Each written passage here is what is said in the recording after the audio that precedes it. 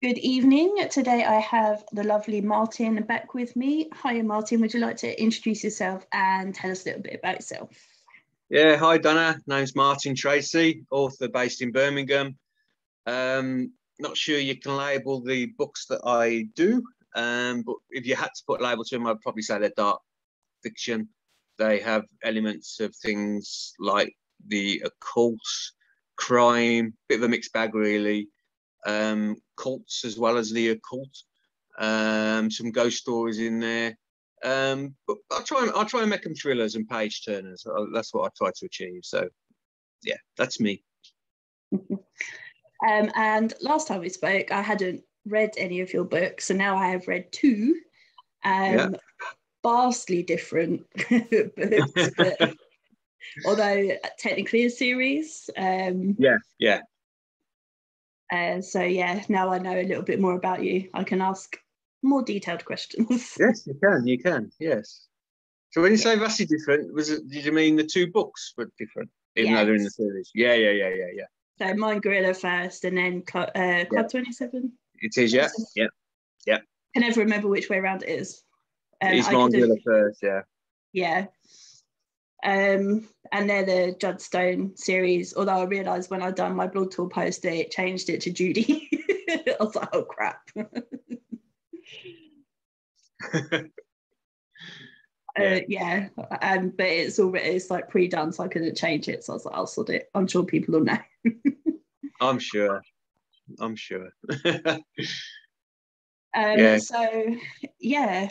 Crazy different, but obviously amazing. And My Gorilla is insanely huge.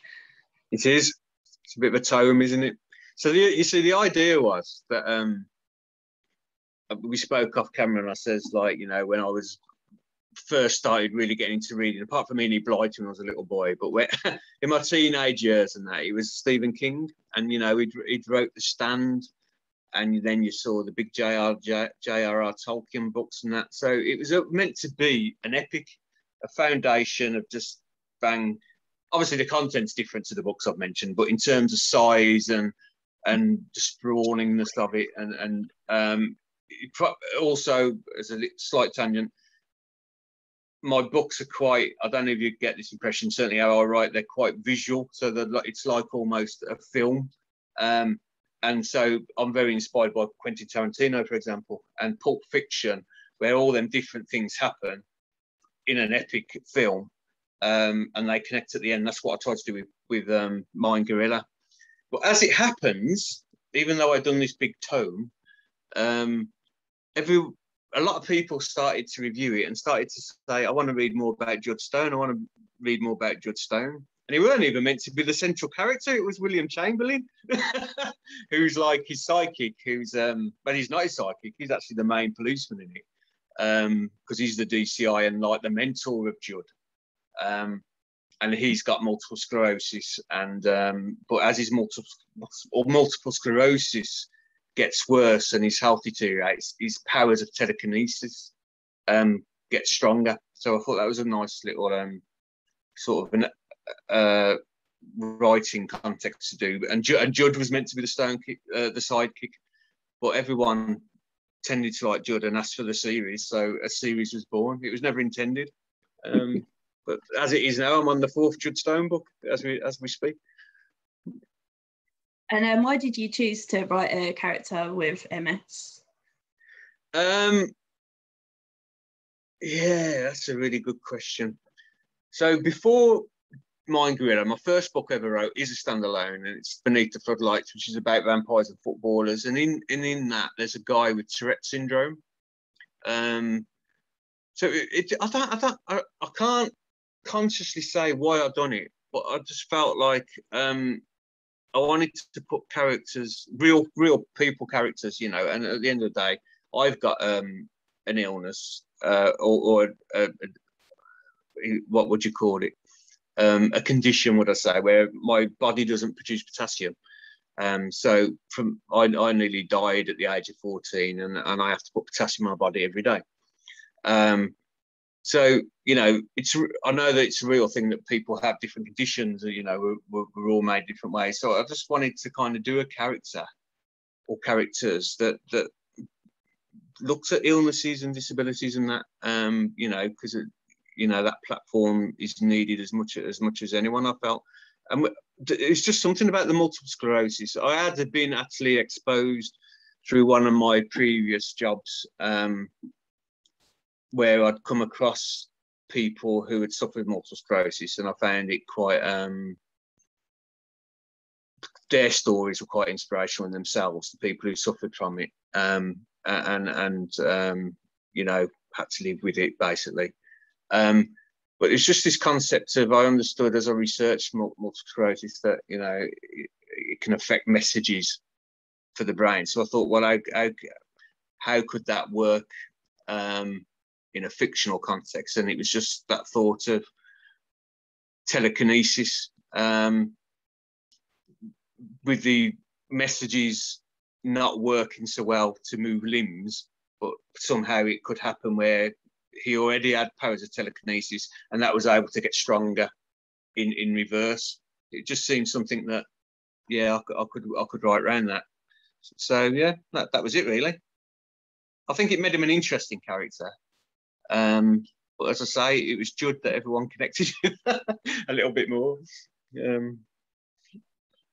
Yeah, it's funny how that happens, isn't it? Yeah. I mean, yeah, I don't know why either. You know, having read both, I don't know why it is, but yeah, I like Judd as well. So yeah, well, Judd is. I think Judd represents.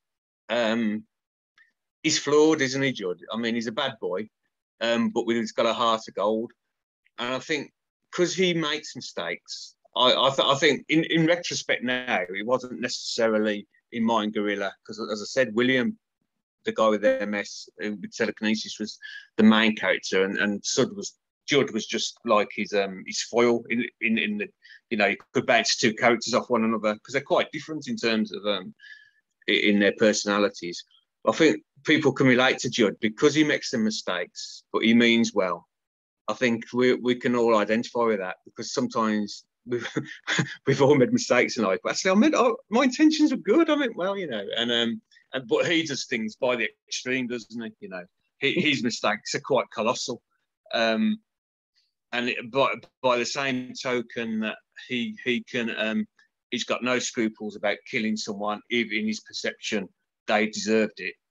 By the same token, he would protect other people with his last dying breath type thing, you know. So he's got a strong sense of right and wrong, and sort of justice. Got a strong sense of justice, and revenge drives him a lot as well. Which is, you know, if you read the books, that kind of, I think, shines through. So yeah, he's a complex, flawed character who's a bit of a bad boy, but I think you can't help but love him because I think he's got, underneath it all, he means well and he's got an heart of gold. But he just keeps messing up. he does. But then he comes back in Club 27, and I think isn't quite so bad. His good side shines a lot in that one. Yeah, it does. Yeah. And in Luna, when you come, because I know you're going to read that next, similar things. You know, he I won't go into it, but he makes colossal mistakes. But by the end of the book, you've seen he's tried to make amends as best he can. And where he's hurt some people, he's certainly helped others. But he has got, unless he thinks someone's deserved the pain, as I've said, or to literally be wiped off the face of the earth, literally, he'll have no scruples about that. But if he feels like he's let someone down, or he's hurt someone, or someone has got hurt just by his own actions, the guilt will like haunt him big time, you know. So yeah. I've enjoyed writing about him. Once it became, I'm going to write stories about Judd Stone because people like him. I've really enjoyed writing him as a character and developing him over the course of the books, actually. Yeah. Club 27 is based on the all the musical artists that have died, but also you talk a lot about numerology and the link between the number 9. Did you have to do a lot of research? Yeah, a lot of research. So these just the subject of these artists dying at the age of 27 was just something that fascinated me. It was obviously the most recent one who's really, really famous. There's been a couple of others since her, actually, but it's Amy Winehouse. Kurt Cobain was the one before that. So it's always quite a fascinating subject, which I always wanted to write a story around. With the numerology thing, I knew that, as I said, music is an inspiration for me, and it's in my books as a theme. And the Beatles, Judd Stone's a big Beatles fan, so he's just an extension of me in that extent. You know, I'm a big Beatles fan, and I knew that John Lennon had a quite a deep interest in numerology, and he worked out that the number 9 focused a hell of a lot in his life, which again is referred to in Luna. So, you know, he was his birthday was the 9th of October. His son's birthday, Sean, was 9th of October. He lived at 9 Newcastle Road growing up. They saw me Brian Epstein on the 9th of November. He met Yoko on the 9th of a different November, I think. So all these number 9s throughout his life, and he was a big believer that it was a part of his life. And he always said, actually, he would die on the 9th. Now, he was shot in New York at something like 10 to 11 at night on the 8th of December. So you think, John, you missed your own sort of thought process there by one day. But actually, in his native Liverpool, in our time zone, it was the 9th of December. So when we were all hearing the news that John Lennon had been shot, it was the 9th of December. So that's a little bit spooky. But yeah, but just obviously John's own story, Lennon's own story, I could take that as parallels with others and just start to look at numerology. Was there anything in it? And when you can't, I mean, you know, it helps to tell a story. You know, I've blagged it up a bit for the story in parts and conspiracy theories and all that. I don't necessarily believe in all of them. However, I like to expose them and then let the reader make their own mind up. But it was when I started to look at 27, it was like how these different numbers within the lives of the artists that have passed away, how it, and all these different little things used to add up to 27. And even those who weren't members of the 27 Club, I think I've done a bit of numerology around George Michael, and the number 27 comes up from his date of death and that. So it's just something I saw as a good element to include. Yeah, it was really interesting, and I felt like I learned something, which is really unusual when you're reading a fiction book. But it made me think as well, which was I wasn't expecting. Yeah, absolutely. That's, I mean, like, when I try to do my books, I try to keep them as original as possible. I like the idea of mixing fact with fiction, and bringing in the odd conspiracy theory. The fact from fiction thing, that was a real inspiration from Dan Brown, because when he done that with Da Vinci Code, you know, you've got all the stuff in that about you knew that Mary Magdalene existed. You know, at the end of the day, it's the story's done, but you know, you put Opus Dei in there. I think, was that Angels and Demons? But there's different things in his books where he's mixed facts and fiction. And that was something that really gave me the confidence that could be done within the story. Without reading Dan Brown, I don't know if I'd have done that, to be honest. To think about mixing fact with fiction to create mysteries and thrillers and that. Something I do like to. But then by taking that approach, like you said, it does create a lot of research. You have to do a lot of research, which I don't mind, you know, to be honest. I think it helps give my books, a little bit of originality, I hope. That's what I aim to do. So yeah, you've definitely achieved that. The two I've read so far are vastly different to each other and to anything else I've ever read. So yeah, I think you've nailed that. And you'll find Luna's different again. Yeah, Luna's different. Apart from the constant of Judd, and his antics and his life and the relationships he has in his life. The plot lines and storylines are quite different, quite different. And the one I'm working on now, Double Fantasy, with the fourth one, it's going to be different again. It's going to be different again. Judd's the only constant in it, really. Awesome. Well, I'm looking forward to reading it. That's a fact. Good. That's what I like to hear.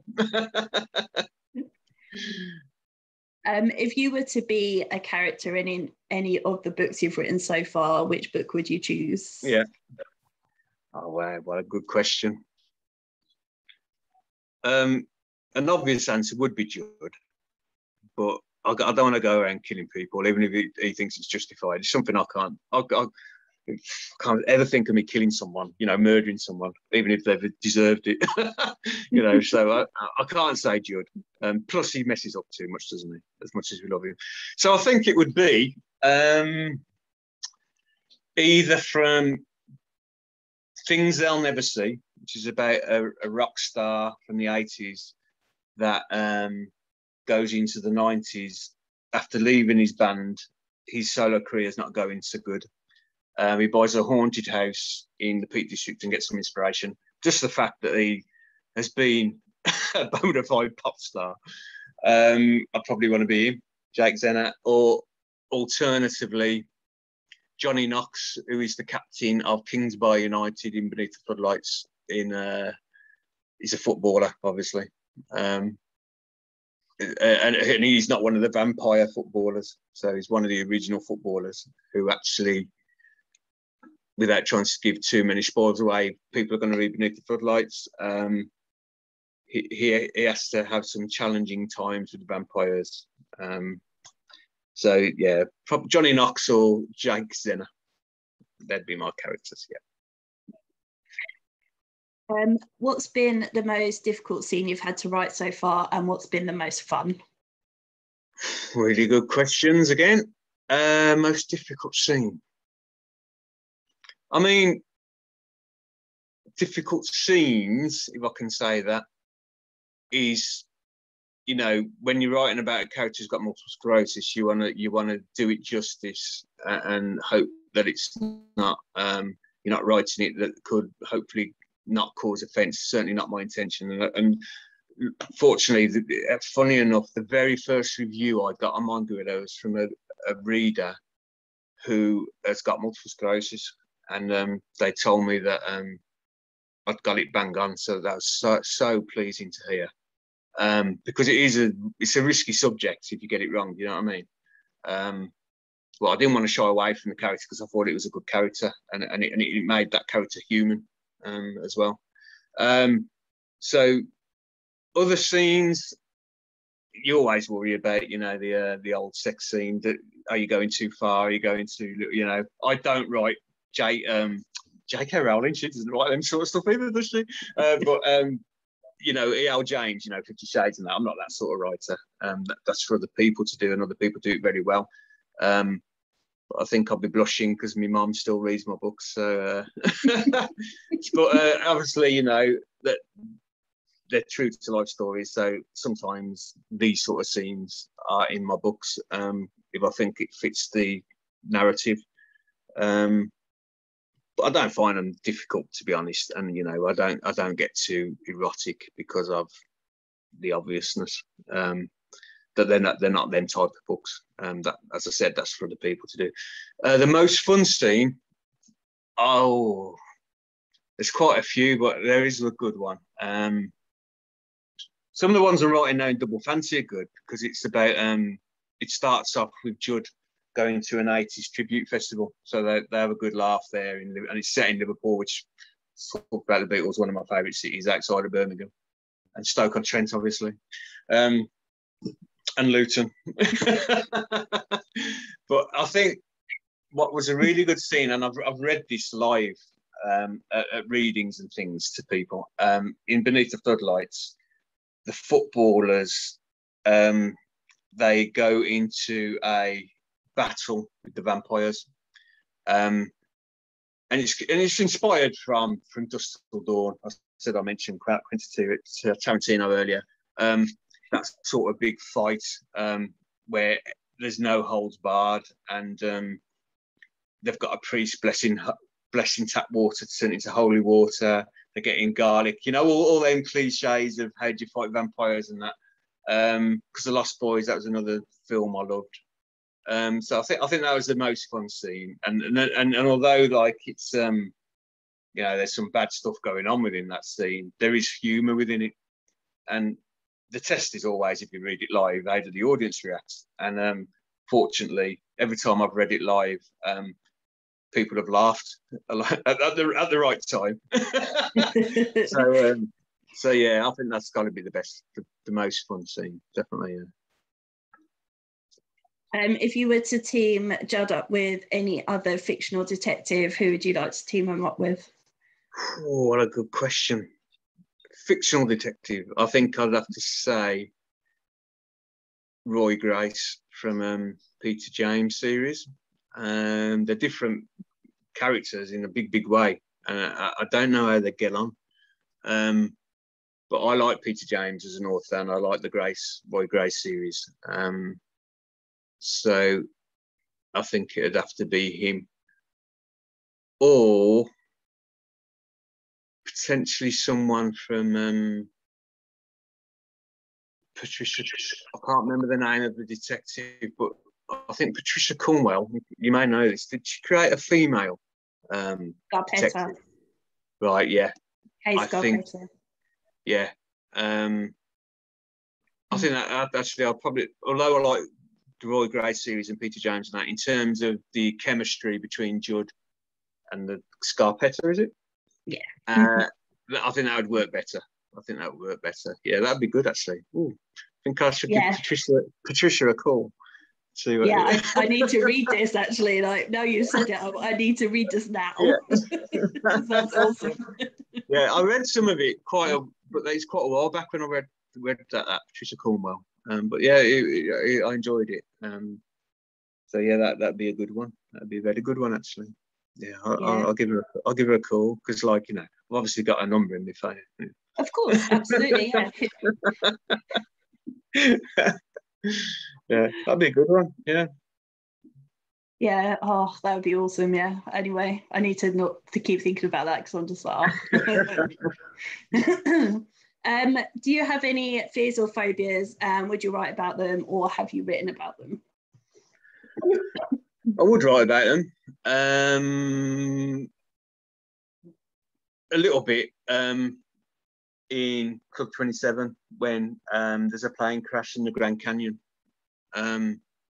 So I'm not so bad now, actually. I've kind of self-taught myself not to be so scared, but once upon a time I was terrified of flying. And if I still got on a plane now, as it's taking off, I'd still be a little bit nervous and think, please go. And, you know, you wait for them seatbelt signs to go ding, and you know, it's all right. Captain said it's all right. The seatbelt signs go off. Until that time happens, it's like I still got a feeling things could go wrong. So a fear of flying, and that plane crash in the Grand Canyon in Club 27 was an extension of that fear, definitely. I always wanted a thing to write about a plane, and I might still yet write a book about a proper big plane crash, and that's the theme of the book. But for Club 27, it's obviously just a section of the book that Judd gets himself involved in. Well, I haven't really got any other fears or phobias. I'm not scared of spiders, nothing like that. Flying's probably heights. I ain't good with heights, but I would I write about them? Yeah, but just the opportunity hasn't presented itself. Something I wouldn't not write about. So I haven't wrote about it yet. But would I write about heights? Yes, I would. Could be a plot line there about being stuck on a cliff or something. Saying that, there was oh God, yeah, there is actually. You've just reminded me now. So in Things They'll Never See,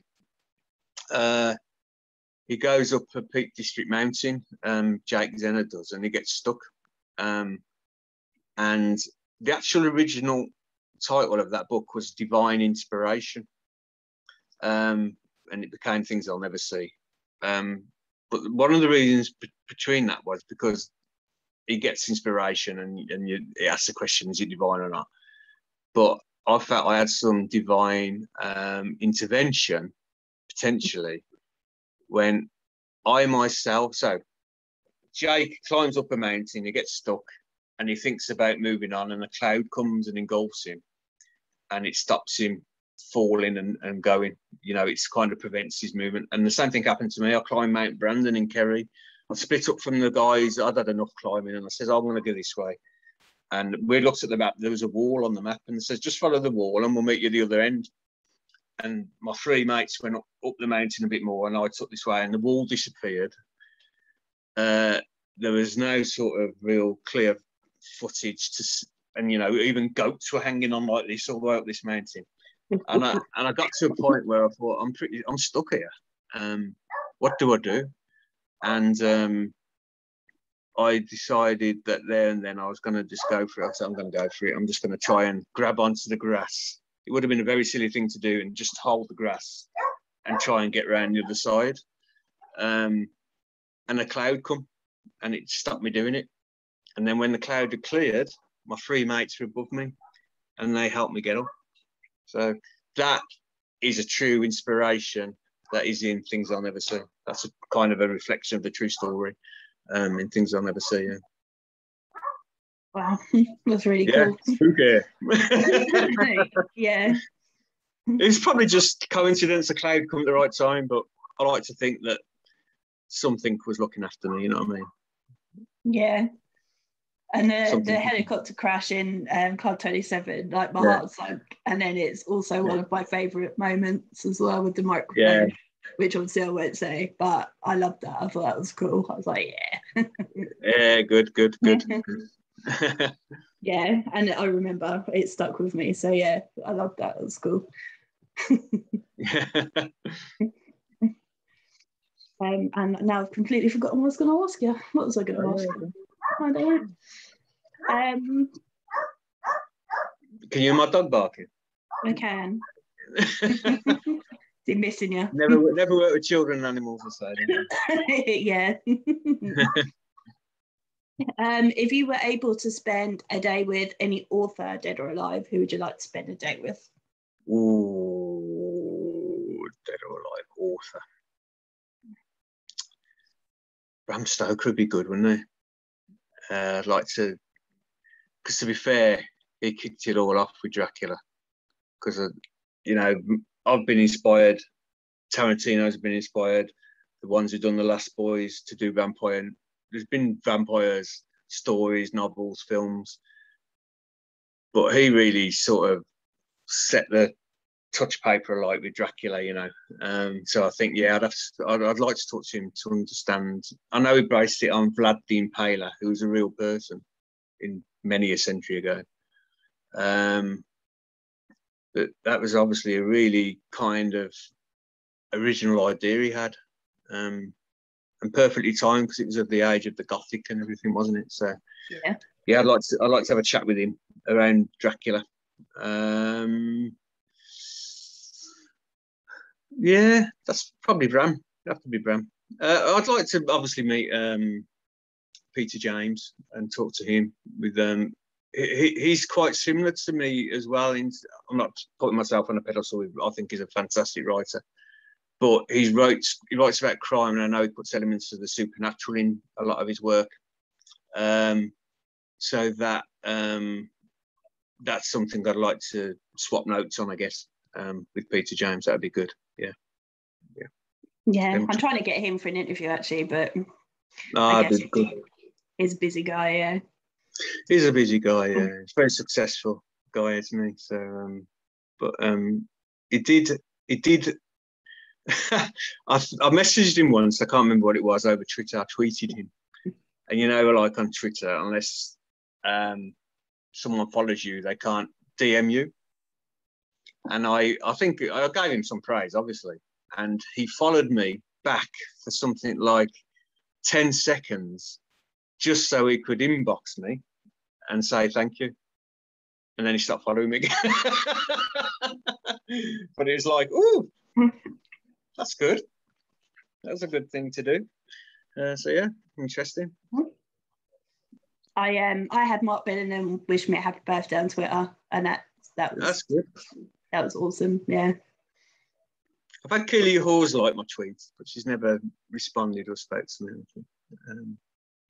That was good though, because I actually said that you know, Gia Talia, who's in Club 27.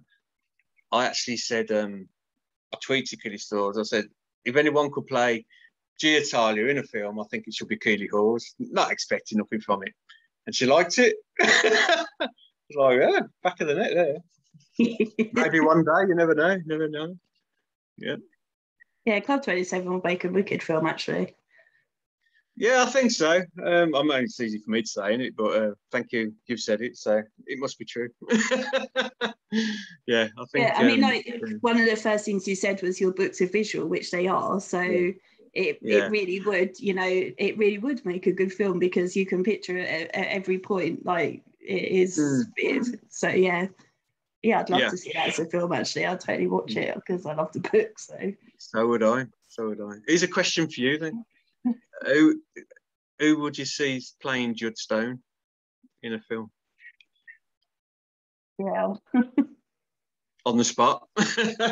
Yeah. I've done 3 interviews today, and all 3 people have asked me a question. This is not how this works. That's how it's supposed to work, is it? No, don't put me on the spot. I don't know. God, yeah. Because he's a funny bugger. Don't worry, if you can't think of them. Yeah, you know, like when you're put on the spot, your brain just like, I've got nothing. Just let me know all the names and everything, all knowledge I have is just gone. Just have a think and let me know another time. I will. Maybe by the end. Yeah. I know Mitch. Yeah, go on, sorry. As I say, I'd quite like to know who would play Phoenix. Yeah. I'd like it to be kind of a bit of an unknown actress. Because I think sometimes that gives the sense of, I don't know, mystery or this you can relate to it being more of a real character than someone just playing, if you know what I mean. And I sometimes look at people actually on films, Netflix, whatever, and I think they could play Phoenix. They could play Phoenix. Yeah. So yeah, be interesting. Did you see It's a Sin? No, I didn't actually. No. There's a girl in there, and she was beautiful, and I could see her actually. I'll have to send you a picture after. Okay. So I can't provide you a job, but I'll give you Phoenix. How's that? Okay, that's fine. No, that's fine. That's absolutely fine. That's good. Good enough. We've cast someone in the role of Phoenix. That's good. Yeah, and if you get a chance, you should watch It's a Sin because it's phenomenal. I will. Yeah, I will. Yeah, it made me cry a lot actually. From I think it's 6 episodes and 3 of them made me cry. And there's a lot of 80s music as well. Obviously, I definitely like it then. Yeah. Pet Shop Boys, Pet Shop Boys, I was going to say. Oh, definitely like it. 80s music in, Yeah, I like it. Yeah, I'll look out for that then. I'll look out for that.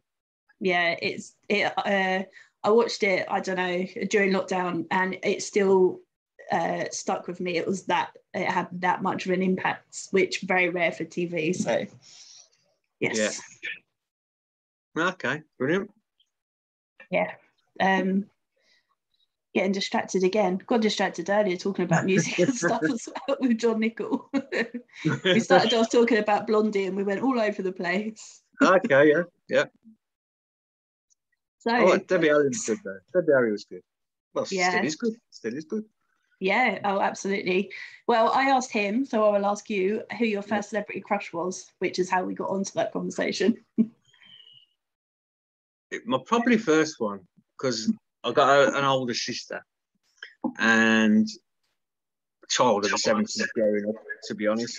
And she obviously, as all girls were then, into Donny Osmond and David Cassidy. But Donny had a sister called Marie. And I thought, well, she likes Donny Osmond. And I was really young. I was too young for these sort of feelings, to be honest, Donna. But I like Marie. But then, let me say, when hormones were raging in my years of adolescence, where it become a proper crush. You know, I like them two girls out of Book Fizz. And then it became Kim Wilde. And Kim Wilde for many years after, actually. But the funny thing is that, so yeah, I mean, have I got a type? I don't know. My wife's got dark hair naturally, and Marie Osmond's got dark hair. But then your Kim Wilde's has got blonde hair and that. So, but I like, if you ask me someone contemporary now, I like Layla out of Emmerdale and Carla out of Coronation Street. That dark-haired look and that kind of exotic look. So, but you know, my first crush, I'm going to say, was Marie Osmond at a very, very early age, and then it went on to Bucks Fizz and Kim Wilde. I love I'd like to ask you who your first crush was. I don't remember. And I'll say the same thing I said to John, which was, I assume it was Jason Donovan. Because that was, you know, I was born in 83. So like 88, 89 was when Kylie and Jason were, you know, in Neighbours and stuff. So I assume that that's who it was, but I don't remember. Now it's David Tennant, I think. David Tennant, yeah, okay. The accent, that's all it is. The Scottish accent. I'm not fussy. I love any accent. I melt at any accent. Yeah. Did Sean Connery's accent, was that something that you liked? Not really, no. No? Okay. Yeah. I'm trying to feel, I'm sure there's other people, but we don't need to know about that anyway. This isn't about me. No, we don't. Yeah, I don't even know how we got there. No, neither do I, but carry on. Man, I keep getting caught out. It's not fair. When you're editing, what's your most overused word or phrase that you have to keep chopping? Simply. Yeah, and my proofreader, Jackie, bless her, on the last two books she's done, you use that word simply a lot, don't you? Yeah, I do. So simply this, simply that, simply. Judd simply did this. Judd says simply. Definitely, definitely. Not definitely, simply. Definitely, it's simply. Not definitely, maybe. Definitely, simply. You know what I mean. I love that. Every time I ask a question, the author straight away is like that. They know. There's no hesitation. Yeah. They know what their word is. I'm actually really conscious of doing it now when I write. So now it's been pointed out to me. And I always try and think of the ways to write things. But I've got to watch it doesn't become something else now. Like instead of simply, I like just. Yes, just has been a few people's recently. So yeah, you don't want to go for what you'll get shouted at again. No. So striking a balance or just totally reword it totally different. But I am conscious of it now. Yeah. Yeah. I love it.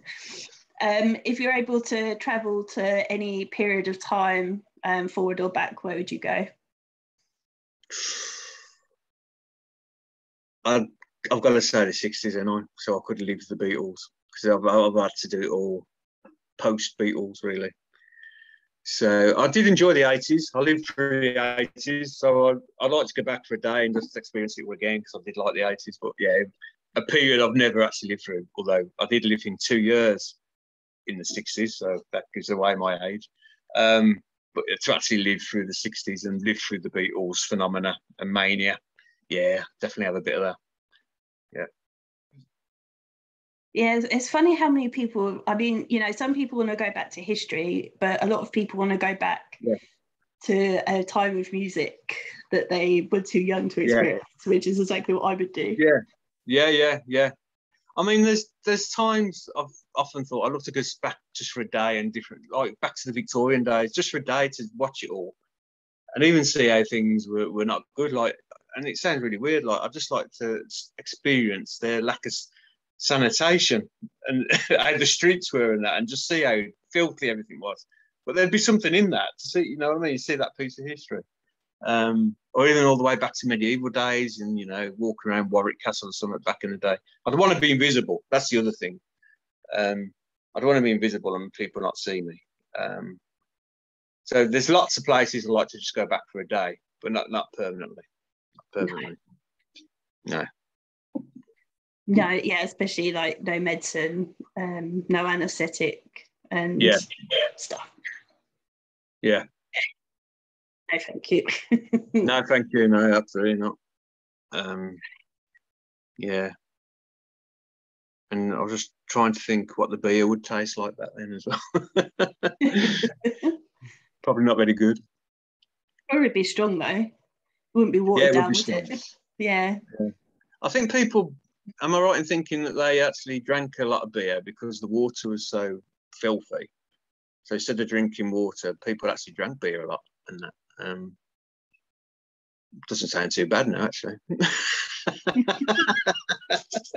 Yeah, and then you wouldn't worry about anything else, would you? Because it'd just be wasted anyway. Yeah, sounds fun. Yeah, not for women though, because we'd have to wear like those massive skirts and corsets where you couldn't breathe. And yeah, that's right. Yeah. No, I'm sticking to the 80s. So that. Yeah.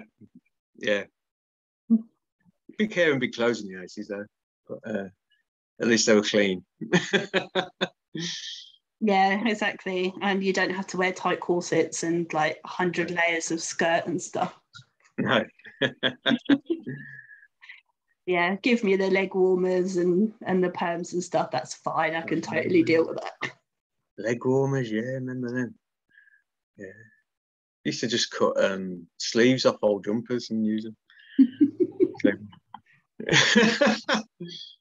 Please tell me you didn't have a mullet.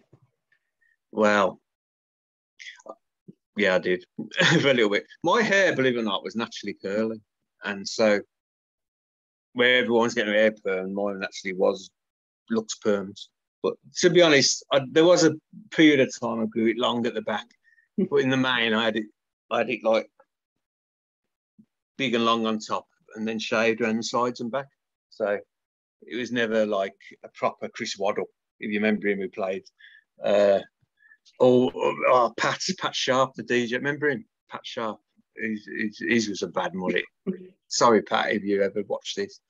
But you probably admit it yourself, wouldn't you, mate? So yeah, I think he does, bless him. Yeah. Yeah. But it's of the time, wasn't it? It's of the time. Yeah. Yeah, if you ever have any pictures, I'd love to see. I could dig some out, actually. Yeah. I'll have a look for some.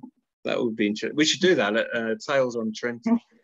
We all bring a picture when we were younger, all the authors. Yeah, see if who can guess it is. Yeah. Yeah, that'd be good.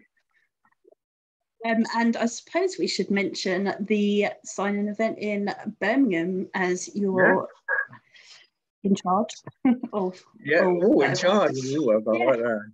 Hosting, I don't know. Yeah, I'm co-hosting with 3 other authors. Dawn Torrens, who's a really good friend of mine, really good popular author as well. Read some of their books if you haven't.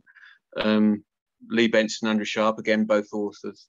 I work with Andrew on the discographies I do, actually. So he enables lots of authors. He publishes basically. He's an author himself, but he publishes as well.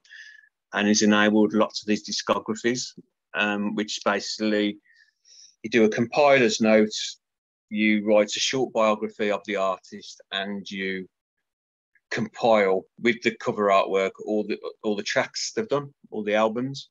So I've done John Lennon, I've done George Michael, Black Sabbath's imminent to be published, and I've done Amy Winehouse.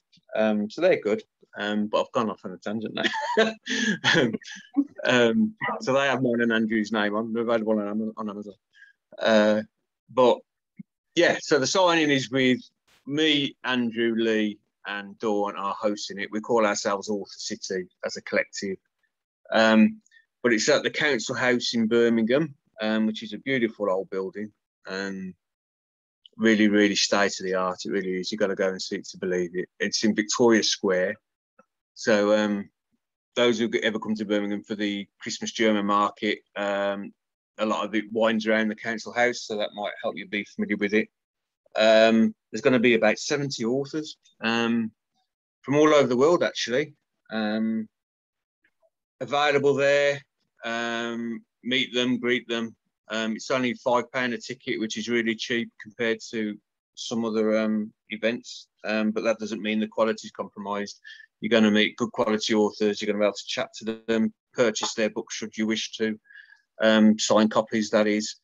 And there's even going to be a bit of get together on the evening at a couple of the local pubs, so the authors and readers can mingle and everything.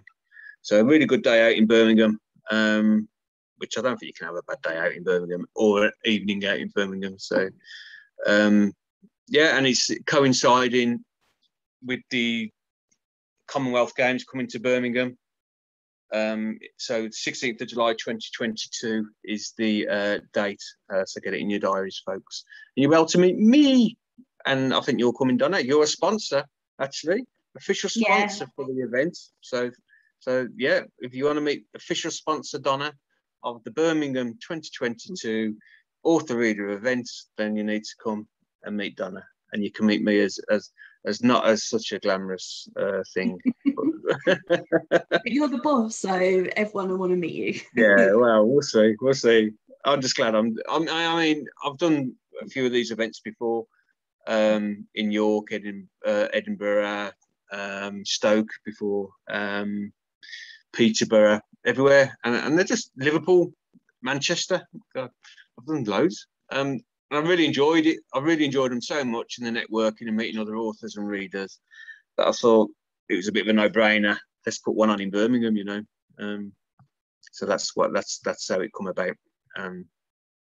It'll be a good day, good day's entertainment, and good to meet and network and talk to different authors, readers, bloggers, sponsors, whatever. Yeah. We got I should mention as well. Yeah, weirdos. Yeah, come to my table, you'll meet a weirdo. I should mention we've got 2 sort of charities involved as well. So a few of the authors have written an anthology, which we've craftily called a Brumology. So they're all the stories are Birmingham influenced, and the proceeds, once printing costs have covered, I'm not involved in that side of it, but anyway, proceeds and raffles on the day and donations can be made on the day to both Dementia UK and Cure Leukemia. So they're our 2 official sponsors of the event, official charities, I should say, of the event. So yeah, so we'll be raffling off books and that as well, and different things in the raffle. So you can win stuff at the same time, help them 2 very good causes. So win-win all round. Yes, absolutely, and I'm very much looking forward to it. Yes, so am I. It's coming around quick now, you know. We planned it 3-4 years in advance, about 3, I'd say. And it was pre-COVID, so, you know, we had all the scariness of like, oh my God, what's going to happen with, is COVID going to be over by then? Fortunately, it looks like it is. And so, yeah, it's coming around quick though. It's coming around very quick, less than a year now. So, yeah. Good stuff. I have the link on my page, I think. If not, then I will post it as an announcement for tickets. Thank you very much. Yeah. Being a sponsor, I suppose I should sponsor it, really. You should, I think you should, yeah. It's probably part of your duties. But it's on my website. What more do you want, honestly? It's so demanding. I want you to wear a t-shirt and baseball cap saying Author City in Birmingham. I'm only joking. I do not have a hat face. I have to wear a hat for my job. I do not have a hat face. T-shirt, fine, totally fine with t-shirts, but I draw the line at hats. I think you're doing yourself a disservice. I think you could get away with a hat quite easily. I have bright pink hair for a reason. I don't want it to be hidden under a hat, okay? Fair enough. All right, no, I hear you. Fair enough. Yeah, trust me, if you saw me in my Greg's hat, I do not have a hat face. Actually, going back to the event, there's a Facebook group, as you know. So for anyone listening who isn't part of the Facebook group, then do join that, because that means you can interact with the attending authors and readers alike. And there's sometimes takeovers and little promotions around the books. Sometimes even the authors promote them and give them away for free, which is a wonderful thing, isn't it? So it's worth being in that group. Yeah. And lately I've been sharing, of course, Mr. Tom Cruise. He's in Birmingham filming. Yes, he is, isn't he? So I've been sharing some of the highlights. He's been popping up all over the place, having Indian curries, and then he was walking out one of the hotels today. So he's given Birmingham a right lift, dollars on the map. So I should ask him really, have you got your ticket for 16th of July, Tom? Yeah. You can afford a fiver. I think you can, yeah. You can afford to buy everyone in Birmingham a ticket. Yeah.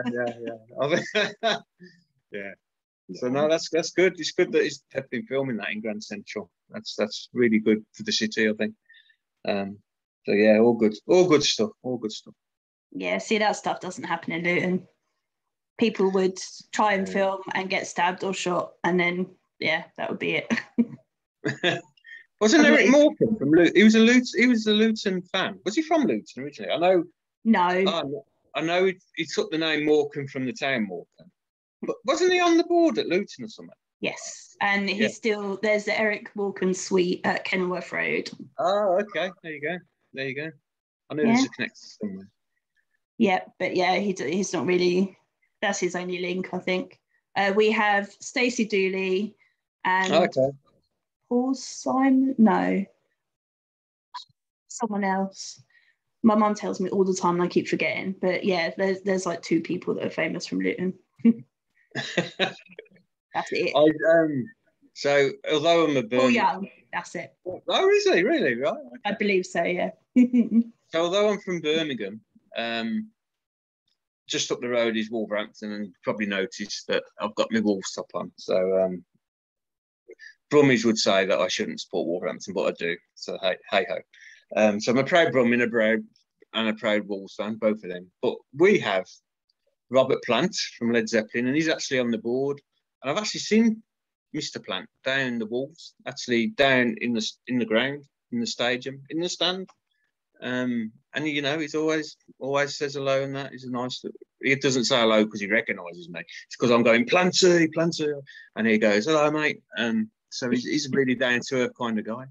And Bev Bevan's he's another drummie who is a Wolves fan. Bev Bevan, the drummer from the LO and Black Sabbath and The Move. I actually met him just before lockdown. He'd done a talk in the Glee Club in Dublin, and met him after. Lovely bloke. And Wolves are playing that night, and in the Europa Cup, and he kept asking, he kept going, does anyone know the score? So yeah, so we have a couple of famous Wolves fans. Yeah, I think Eric Morecambe is our most. We had David Jones as our goalkeeping coach for a while, I think. Okay. But, yeah, that's about it really. That's all I know. Yeah, horrible place. I've never been. Never been to Luton. Never been. That's all I would say. Just don't. Okay. Honestly, there is no redeeming feature whatsoever, and people think I'm being exactly to get out. That's it. Honestly, Lorraine Chase done that song. She done that song, didn't she? Luton Airport. Ooh, yeah. I know. Don't remind me. I like to say that I'm from Dunstable, but that's not really true. Technically, I was from Luton. So yeah, sadly, yeah. Anyway, we digress again. We did.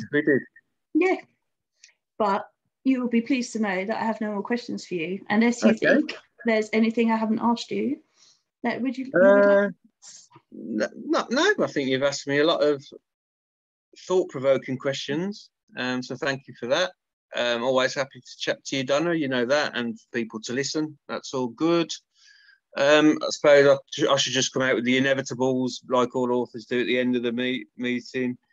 Find me on my website, www.martintracy.co.uk. I'm on Twitter, handles Martin Tracy 1. I'm on Facebook. I've spoke about also the Author City Birmingham 22 group.